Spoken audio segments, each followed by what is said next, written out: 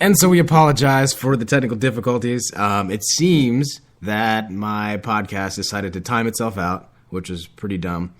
So we'll have to start from where we left off. So again, thank you so much for listening to the podcast. Appreciate it. What we're going to do in our next topic is winners and losers from the NFL Combine. As mentioned previously, it's a little bit interesting to see how the NFL Combine pretty much based off your stock is determined by whether or not you have a great 40 time, whether or not you have, you can bench a lot, whether you have a good shuttle time, and especially one of the most important segments, I think, is probably the interviews. Although that can be really faked as well, as we've seen in the past. So what we're going to talk about is the winners and losers from the NFL Combine. So I'm going to pull it up here. So just give me 1 second as it comes up. Now, this is according to Yahoo Sports. We have a deep draft, and 2 of the top 3 quarterbacks aren't from schools that you'd really think develop quarterbacks, in my opinion.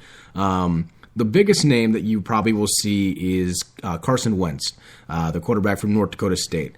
I think he's about 6'5", 240 pounds, ran about a 4.7 40 time, and pretty impressive just in makeup as a quarterback. Everyone says that Carson Wentz is arguably can be as talented as Andrew Luck, who, again, has pretty much come into the league and, again, until last season, been pretty impressive thus far. The other quarterback that has been on people's radars as a top 15 prospect is Paxton Lynch from Memphis. Again, a school that really, until last season, you didn't really hear of too much, and probably the biggest name coming out of the draft from Memphis before that was DeAngelo Williams. So again, Memphis doesn't generate as much talent as you'd think. But again, they developed a really good quarterback in Paxton Lynch, who's a little bit bigger, about 6'6", closer to 260, as a cannon arm, just like Wentz. So it's pretty impressive there. So again, some of the winners, again, the top of the list is, according to this article from Yahoo Sports, North Dakota State, Carson Wentz. According to one personal director, said that he interviewed the prospect. He said this of him, and I quote, "A little arrogance," and I loved it. It seemed that it was natural. The kid is who he is. You could tell we were not scaring him up there. Strong impressions in interviews combined with a good on-field workout means that Wentz is probably the favorite to go to the Cleveland Browns as the second pick in the draft. Although Jared Goff, the quarterback from California, not that bad as well. He's also going to be a top 10 prospect. Number 2, Mississippi State QB Dak Prescott. This is going to be one of the deeper QB drafts that we've seen in quite some time. And there's a quarterback that's going to love this guy, according to a quarterback coach interviewed. He can own the room. He impressed us. And even with a few errant throws, his performance in the QB drills were considered very good. The combine that had a strong final year in college and a solid senior bowl week, he could go off the board as early as the second round. And again, this is a QB who many have compared to Tebow, but the fact that he can throw better, a Tebow mold QB, but has a lot of way better throwing ability than Tebow. Tom, what do you have from winners and losers from this article? Well, since you did 2 winners, I'm going to actually do 2 losers. Okay. Ohio State QB Cardell Jones. Yeah. After a solid start to his workouts, he apparently pulled a hamstring in his second 40-yard dash, which made him unable to compete in workouts, which was the throwing portion. Jones' arm strength is unquestioned, but his mechanics and footwork have been praised by scouts. Quote, "If there was one guy who needed a good workout, it was him." End quote. This was from QB coach. The other one is Penn State QB Christian Hackenberg. I have not been a huge fan of him. My fiance says that he's a great quarterback.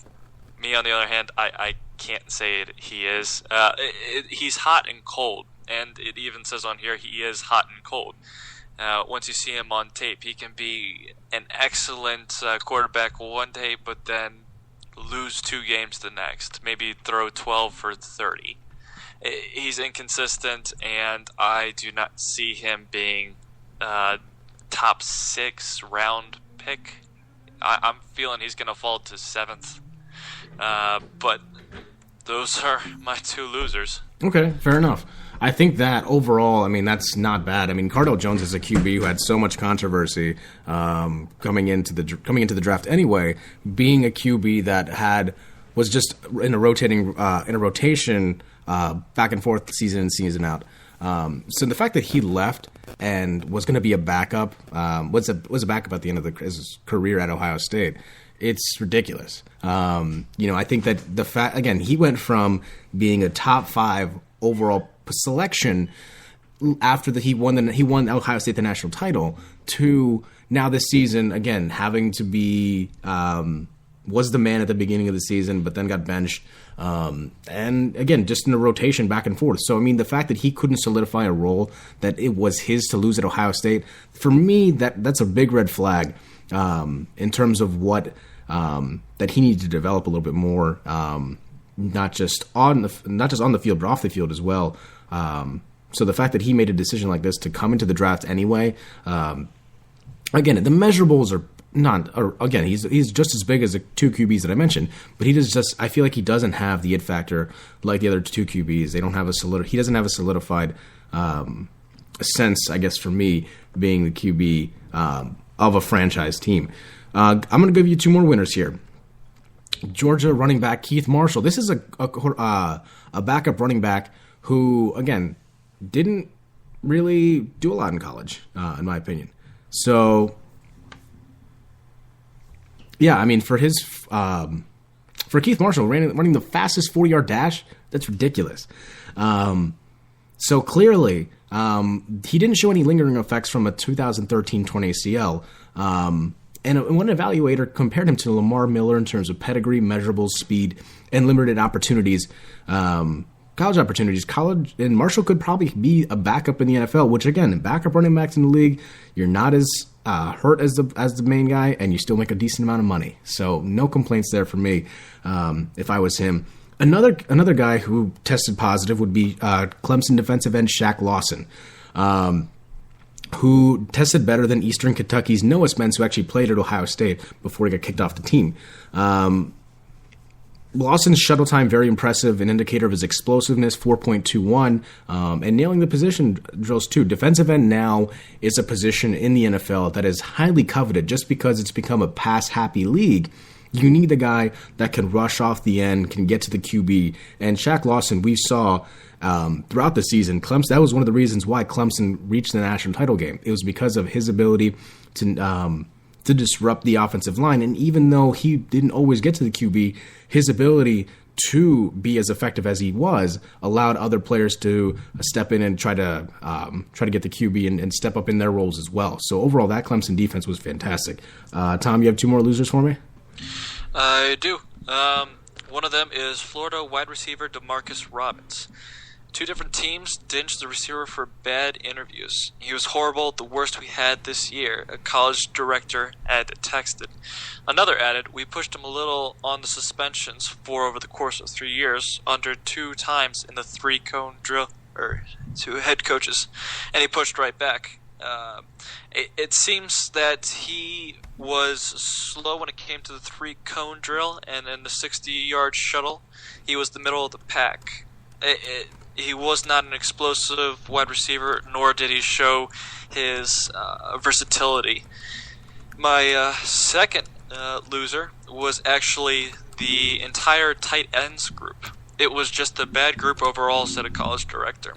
The only good one, Hunter Henry, who is from Arkansas, he might be the best out of the group, but he decided not to work out, which was probably the best idea for him, so that he can just work out on pro day and have scouts come to him instead of him showing off at the combine. So, I mean, it's good. Yeah, I mean, I think overall, we're not going to know about these players until, I would say 3 or 4 years down the road when they're more established in the league. I mean, we didn't think that a player like the receiver from Penn State, who's now with the Jacksonville Jaguars, I'm trying to remember his name. This is killing me right now. Yeah, I'm looking. Yeah, Allen Robinson, that's who it is. So for him, he was a he was a decent player at Penn State. He was the man in his last year. But in my wildest dreams, I never thought that a player from Penn State would be as effective for the Jacksonville Jaguars as he is right now. Again, and he did well for me in fantasy, so that's how I know. A player, you never know what you're going to get. And on the flip side, we've all know what happens with drafting a QB with a lot of issues and then having it blow up in your face, a la Johnny Manziel right now. So it seems that, again, you can test well in the overall workouts, but at the end of the day, when you get to that first training and in the league, when you made it, you've got to prove yourself again. Even if you are, especially if you're a top 10 pick, you're picked. If you're a top 10 pick in the league, you're typically expected to start number one in this day and age, and number two, be effective right away. So for these QBs, again, Paxton Lynch, Jared Goff, Carson Wentz, these are QBs that are expected to start. Doesn't matter what the franchise is, who they're playing for. You're expected to start, and you're expected to win. And that's just the nature of the draft. So I don't know if these drills necessarily show how good you are. I think there are other drills that you can probably come up with. I think next week would be a good time to think of different ideas instead of what we have now in place, just because this has been in place for decades at this point. So I think thinking of other ways to kind of evaluate players to effectively judge them at the next level, we need to evolve the game as well. Again, the game's evolved so much with just the padding, with statistics, with protecting the QB, all that's developed over the last couple decades. I think trying to evaluate players would be the next step in efficiently grading these players, not just off hey, he's has a fast 40. For me, just an idea off the top of my head, they should run the 40 in pads. Just because some players may have a faster 40 time in pads than what they do when they're just in what they have right there in little tracksuits. So I think that's just one way, just off the top of my head, to kind of evaluate players. Just because NFL speed is different from running a 40-yard dash. But hey, that's just my opinion. So we're gonna take a short break. When we come back, Final Four. That's a huge topic. Again, it's going to be one of the most difficult Final Fours to predict in the last 10 years. I predict there's one thing for certain: there's going to be no perfect brackets. I think that it's that open. For me, I could see there's about 10 teams I can see can win it all, and I'll give you that list after the break. So when we come back, that'll be the number one thing we're going to talk about. So without further ado, we're going to play some Robin Schultz Sugar on the Spicy Sports Show with Sam Cerrone and Tom Crane on Spreaker Radio. We're good.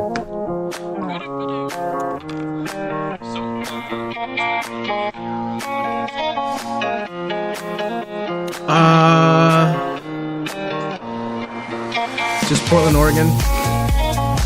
It's on the website.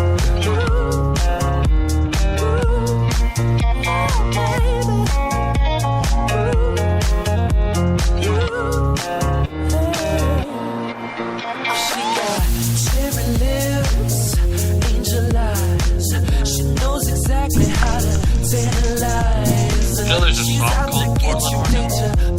Is it really? Interesting.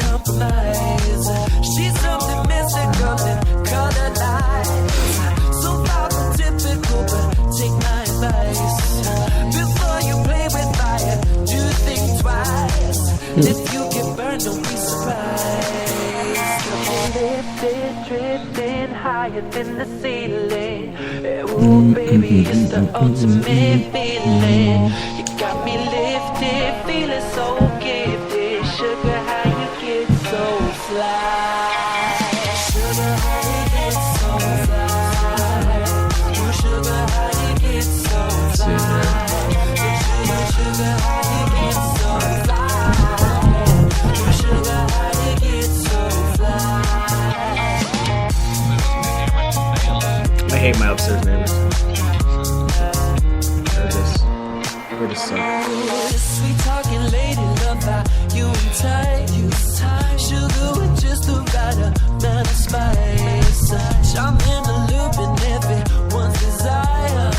She's out to get you, you can run. you can't hide. Are you still living? She's something mystical. Yeah, one of our roommates actually just popped in. So far from typical, In the middle of the but podcast. take my advice. Yeah, he's in his room. Before you play with fire, do think twice. But yeah, one of